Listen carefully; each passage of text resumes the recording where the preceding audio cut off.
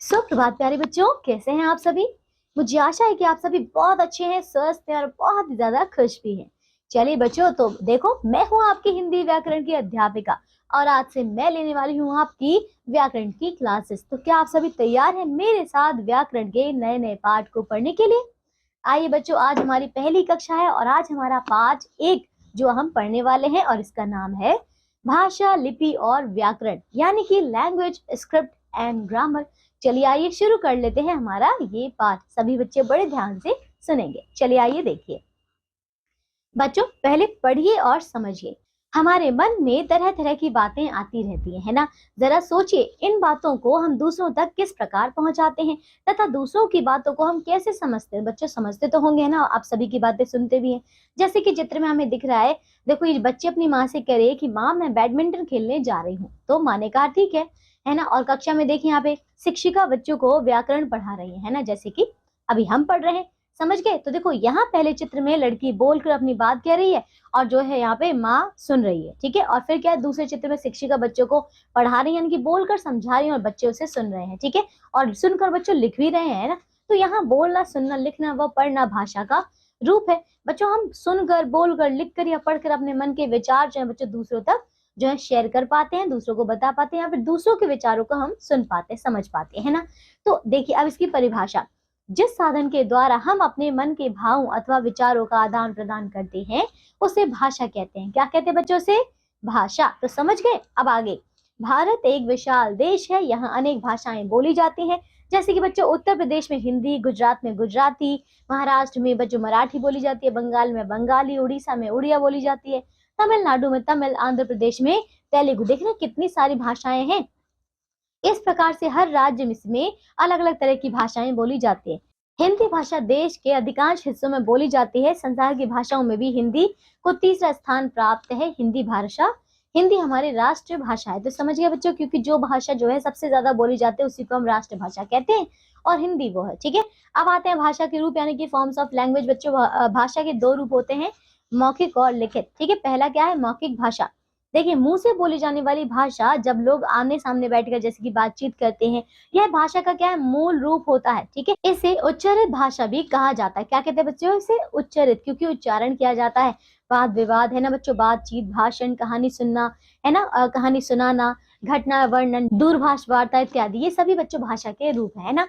अब देखिए यहाँ पे क्या है, भाषा के जिस रूप द्वारा व्यक्ति बोलकर अपने विचार अथवा मन के भाव प्रकट करता है और दूसरा व्यक्ति जो है उसे सुनकर समझता है, इसे बच्चों मौखिक भाषा कहते हैं, ठीक है। अब इसके आगे आते हैं दूसरा भेद, लिखित भाषा। देखिए देखो, भाषा के इस रूप द्वारा हम मन के भाव और विचारों को लिखकर प्रकट करते हैं, ठीक है। जैसे कि बच्चों पत्र लिखना, लेख, कहानी, डायरी, पुस्तक, समाचार पत्र, पत्रिका, ये सभी हमारे इस रूप हैं, ठीक है। ये बच्चों लिखित भाषा के रूप है। अब देखिए इसकी परिभाषा, भाषा के जिस रूप द्वारा व्यक्ति लिखकर अपने विचार प्रकट करता है तथा दूसरे व्यक्ति पढ़कर उसे समझते हैं, तो यही होता है बच्चों लिखित भाषा, ठीक है। अब आगे भाषा परिवार, यानी कि लैंग्वेज फैमिली। देखिए भाषा निम्न रूपों में पाई जाती है बच्चों। पहला है मातृभाषा, यानी कि मदर टंग, ठीक है। इस भाषा का आधार परिवार होता है। हर परिवार की अपनी एक मातृभाषा होती है, ठीक है बच्चों। जब कोई शिशु परिवार में जन्म लेता है तो अपने परिजनों को जिस भाषा में बोलता हुआ या फिर बातें करता हुआ जो है बच्चों देखता है ना, और बस वही वो सीख लेता है। तो यही तो होती है इसकी मातृभाषा, जैसे कि आपकी भी कुछ होगी। दूसरा आता है प्रादेशिक भाषा, यानी कि रीजनल लैंग्वेज। देखो, प्रदेश में बोली जाने वाली भाषा को हम प्रादेशिक भाषा कहते हैं। जैसे कि पंजाब में पंजाबी बोली जाती है, गुजरात में गुजराती, महाराष्ट्र में मराठी, उत्तर प्रदेश और मध्य प्रदेश में हिंदी बोली जाती है, बंगाल में बंगाली, ठीक है बच्चों। इसी प्रकार से बहुत सारी भाषाएं हैं। केरल में केरल भी बोली जाती है। ये सारी की सारी बच्चों प्रादेशिक भाषाएं हैं। तीसरा आता है राष्ट्रभाषा, यानी कि नेशनल लैंग्वेज। जब कोई भाषा राष्ट्र के अधिकांश भूभाग यानी कि ज्यादातर राज्यों में बोली जाने लगती है, उसी भाषा को हम कहते हैं राष्ट्रभाषा, ठीक है। जैसे बच्चों अमेरिका की राष्ट्रभाषा अंग्रेजी तथा भारत की राजभाषा क्या है बच्चों? हिंदी है। समझ गए? ठीक है। अब आगे बच्चों चौथा था अंतरराष्ट्रीय भाषा, यानी कि इंटरनेशनल लैंग्वेज, ठीक है।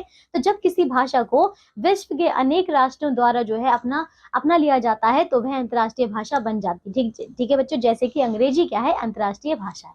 ठीक है, क्योंकि ये ज्यादातर और अलग देशों में भी बोली जाती है। अब आते हैं बोली। बोली यानी कि डायलेक्ट। ठीक है, तो जैसे जैसे भाषा विकसित होती है वैसे वैसे वह विस्तार भी पाती है तथा उसका क्षेत्र भी फैलता जाता है, जिसके कारण बच्चों उसमें परिवर्तन तो होने लगता ही है ना।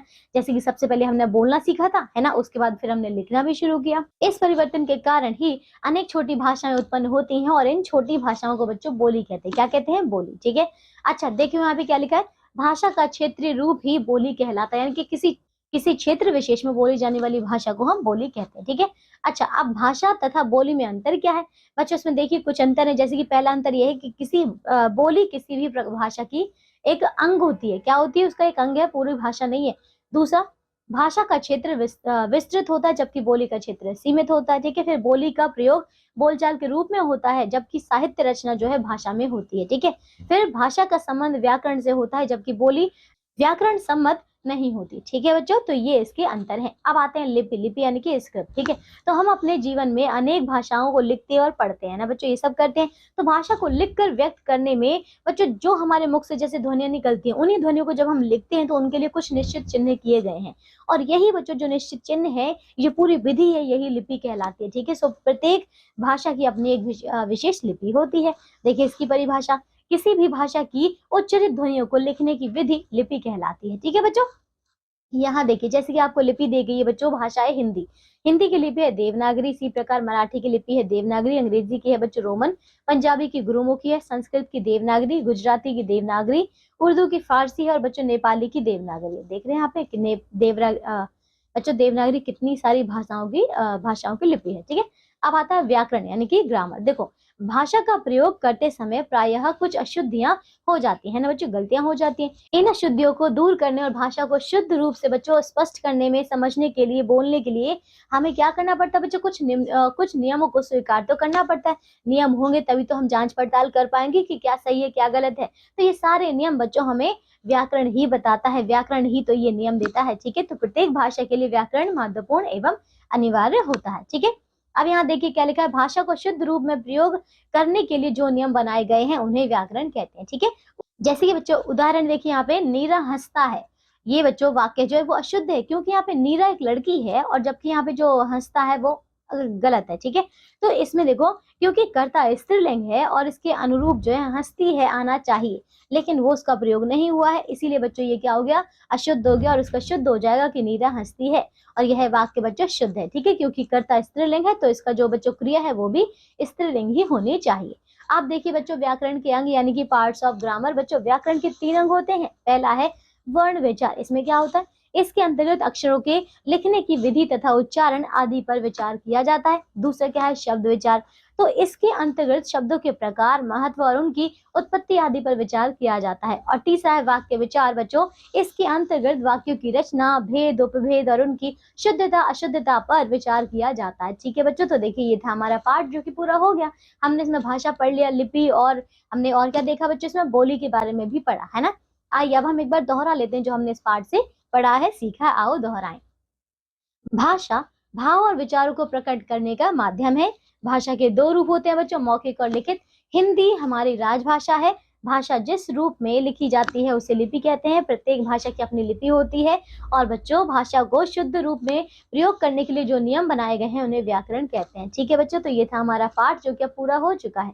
हम मिलेंगे अगली कक्षा में एक नए पाठ के साथ। तब तक के लिए आप इसे दोहराइए एक बार फिर से। अभ्यास के प्रश्न को भी आप स्वयं से पूरा करेंगे। ठीक है बच्चों, अपना ध्यान रखिएगा। बाय।